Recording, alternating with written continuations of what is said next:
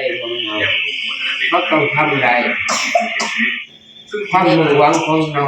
สิ่งที่เราตั้งใจเราต้องทำได้คุณนะเขาเราว่าอยู่ในที่ว่าเขาตั้งใจเขาต้องได้ทุกสิ่งทุกอย่างเขาต้องได้เท่าว่าเขาตั้งใจเด้อสาธุยายหอมมาแม่ยายหอมให้คำอวยพรลูกคุณน่ะลืมว่าสั่น ล้ำเขาเก่าลืมเลยเนาะ เราคุ้มเก่าจ้ะเอาว่ามาอาจจะสิลับคนปีใหม่จะได้ยังปีหนาวจะรักไม่รวยกว่าเก่าว่าอะไรไหมไม่เป็นไร เพราะอะไรเนี่ยในทางไอ้นี่เนาะถูกทำมีดีได้เอาอันนี้ขอเชิญทุกคนให้ได้บันไดก็ให้พ่อกับแม่สุขภาพแข็งแรงเด้อก็ให้พ่อกับแม่นี่ก็ต้องถือกันก็ได้ก็ต้องทำกันก็ได้ให้ถือกันอ่ะก็ให้พ่อกับแม่กันให้รู้เรื่องขอให้เป็นที่พึ่งทางใจให้ลูกอ่ะแต่ก็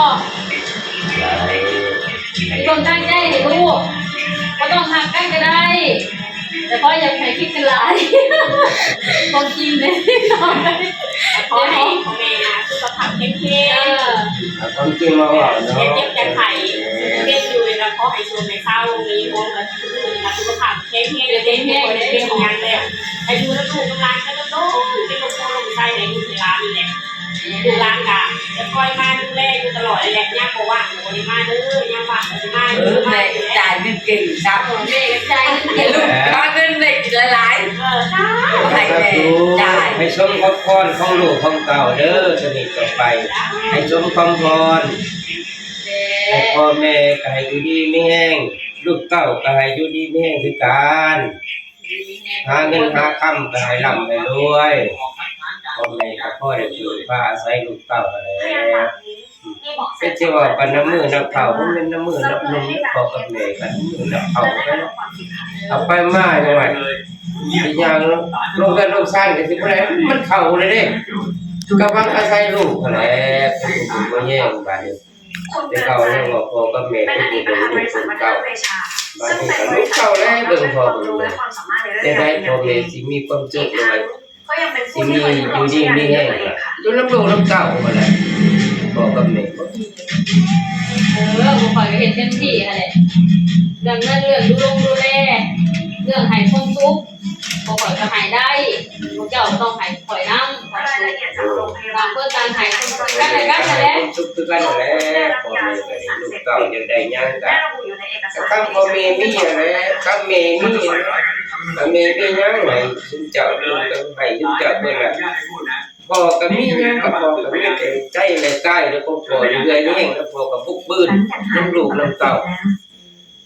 ที่เป็นแม่บ่ได้ยังได้ยังดอกกินต้นหญ้าไปหน้าที่เขาแม่ให้เจ้าเบิดอ่ะยังได้เลยดอกว่าได้ทั้งหมดได้ทั้งหมดพอจะบ่มีนะพอจะได้เงินแต่แห้งได้พอได้มีแต่เงินแต่แห้งคนขึ้นตัวลูกคนเต้าพอนี่เลยพี่น้องบ่แล้วก็ยาวเนาะพี่น้องเนาะมื้อนี้ก็เป็นมื้อ10ปีมื้อนี้น่ะก็เป็นมื้อ10ปีพี่น้องมื้อขึ้นปีใหม่เลยแหละมันที่1เดือน1พี่น้องเนาะ10ปีเข้าปียกมืองามบางงามลูกเต่ามาอยู่งามพี่น้องมานั่งโอ้ร่มกันนี่แหละเลยมาหาแล้วพอจะเห็นนี้พอจะว่าลูกเต่าคือเงินไปแท้จะมาว่ากันก็ยังนี่ก็ดีใจวันนี้ลูกกะทายเวียดทางงานก็เปิดเงินเสียงเนาะหาเงินหากมาหอดนี่หาเอาตู้มาหอดอย่าโหมอยู่โหใส่เงินเก่งเก่งเนาะมีเขาเป็นใส่เงินเก่งอยู่เป็นยังไงลูกหาเงินเก่งอยู่นี่แหละลูกเต่ามาเลยพ่อแม่ดีใจเป็นบางครั้งบางคราวมีโอกาสมีเวลาคือคนรอแล้วปีใหม่ว่ะเอาไปมือแล้วปีใหม่อ้าวไม่กูละแสนโอ้ยอ้าวโอ้ยจะได้เลยดิอ้าวยี่ห้อใส่อีกแล้วทางนี้นี่เก่าใส่กระเป๋าแล้วกระเป๋าเงินลูกจะมี เขาบอกไปเสียที เอาเงินไหน เอา เนาะ ซะเอากระเป๋าให้เจ้า มาเงินอีกไล่เงิน เอา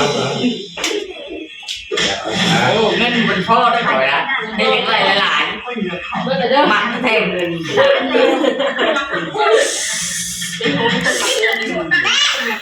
เออ แล้วให้อยู่ดีแม่อยู่ดีแต่ละคน นะ มีดี แต่โอ้มีหน้าที่ลูกคนดีใจ เป็นหยังโอ้ยหัวตาเด้ได้อีกแล้วได้อีกแล้ว นี่แฟนอ่ะ ร่ำรวยกว่าเก่าเด้ออันนี้เขียวนี่นั่นลายร่ำรวย ทุกคนมา พรมา เอาแต่ละผู้ชม เหมือนกันเราปีใหม่ได้บัตรได้ก็คือปีเก่าได้ทั้งนั้นปีใหม่ให้ได้กว่าเก่าบัตร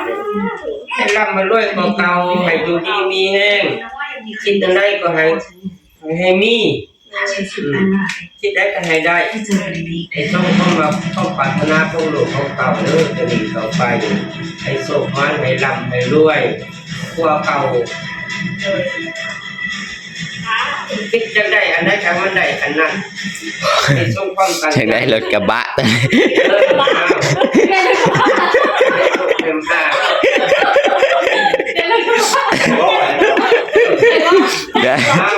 อยากได้รถกระบะตอนนี้ จ้าจ้าครับ ไงเบิร์ดและเดี๋ยวพรนะเป็นเบิร์ดลูก อ้าวไม่รับให้ด้วยว่ะ ให้เรา อั ให้ น ด้ นี้ วย เขียวลายได้ใช่ไหม ทางเลยรู้ว่าไม่รู้ตัวกับบ้านเนาะมาเลยไม่รู้ตัวบ้านเลย ได้เนาะ เนี่ยเราก็บ้าน ต้องตั้งใจจริงได้กับมันก็ต้องได้แก่ความเขาตั้งใจ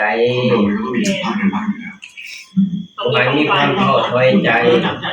เขาต้องการจะได้